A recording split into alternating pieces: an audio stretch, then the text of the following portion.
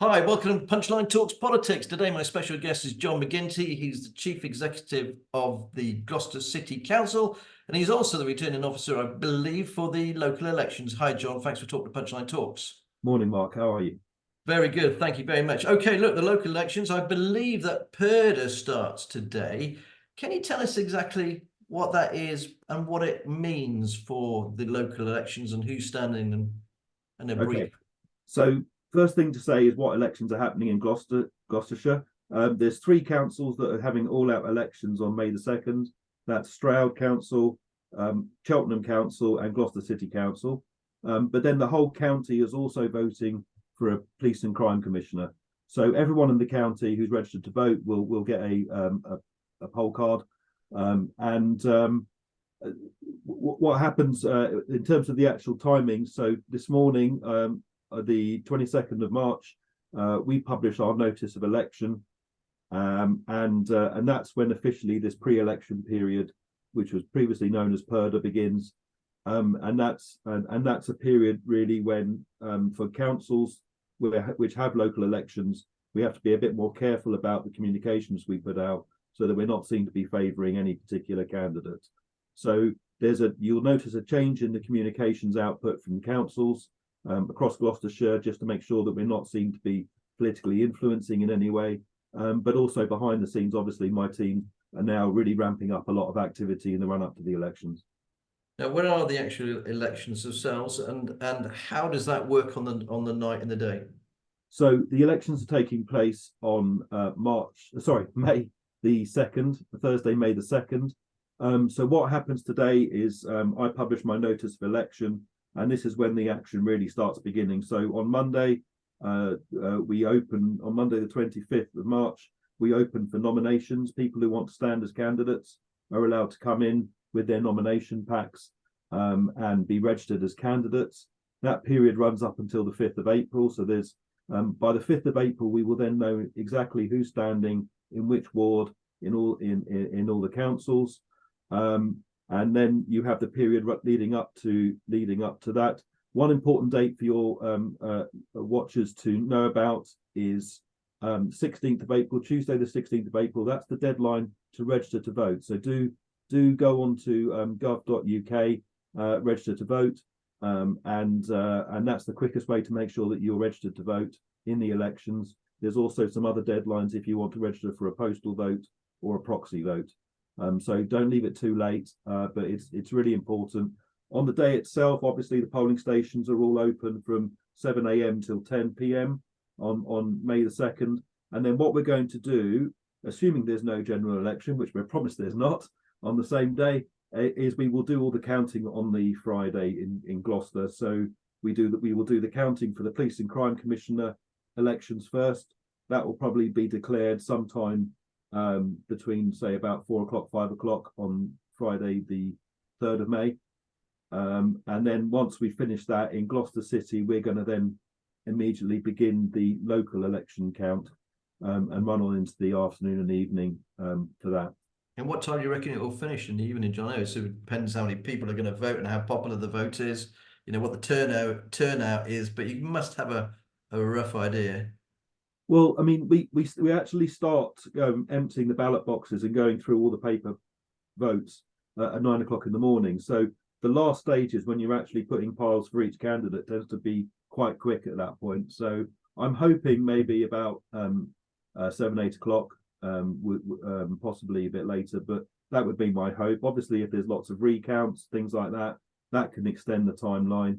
I know also that Stroud, which has obviously a huge amount of potential parish council votes, they're probably going to be shifting some of their counting onto the Saturday morning. All right, okay. And on the Police and Crime Commission front, do you declare the winner straight away after the count, or is that waited until after the local elections as well, so it's all done at the same time? No, so we're all doing the Police and Crime Commissioner one. So my role as well as returning officer for Gloucester City is I'm also the police area returning officer for the county of Gloucestershire. So I'm coordinating the 6 local returning officers across the county, and I'll be declaring the result of the Police and Crime Commissioner elections from our count centre, which will be at Oxtal's Tennis Centre, as I said, about 4 or 5 o'clock on Friday the 3rd of May. And how many people do you normally have there to do the counting for you? Well, it's a big old exercise, and we're still looking for people to help out actually in the either to staff up the polling stations or to help with the count. So do contact, if you go on the council website and look at the elections pages there, you'll see where you can register if you're interested in getting involved in either of those activities. But typically at the count centre, we will have 12 tables counting, and each table will have 8 counters. So I'm trying to do the maths. That's about 100 people counting, and then there'll be table supervisors, so that's another 12. So, and then we'll have some coordinating people. We'll have another team of people opening postal votes. It's quite a logistics exercise. And John, I've been to a number of the elections now. Actually, it's one of my favourite times of the year. Not for you, probably. Just seeing the sheer horror of the political when they lose, but also the sheer horror when they realise they've won as well. They go, "Oh my God!" I mean, it's quite unique, isn't it?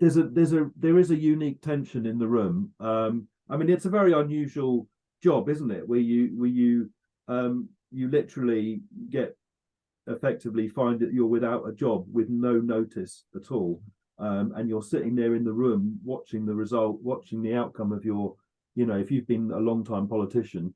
So yeah, I can understand the anxiety that politicians have to deal with, because it's not a job, but it's a very unusual way, to have a huge part of your life change so dramatically, either for the better or for the worse. And John, it can be quite brutal, can't it? It is a tough game, politics. I mean, we do want people to stand to be local councillors. It's a really important role. These people are deciding planning applications. These people are deciding, how much to spend on housing versus how much to spend on leisure or parks. All of these things, that are important to people. So it is really important that we try and encourage people to stand as local councillors. And if you take a senior job in the cabinet, it takes up some time. If you're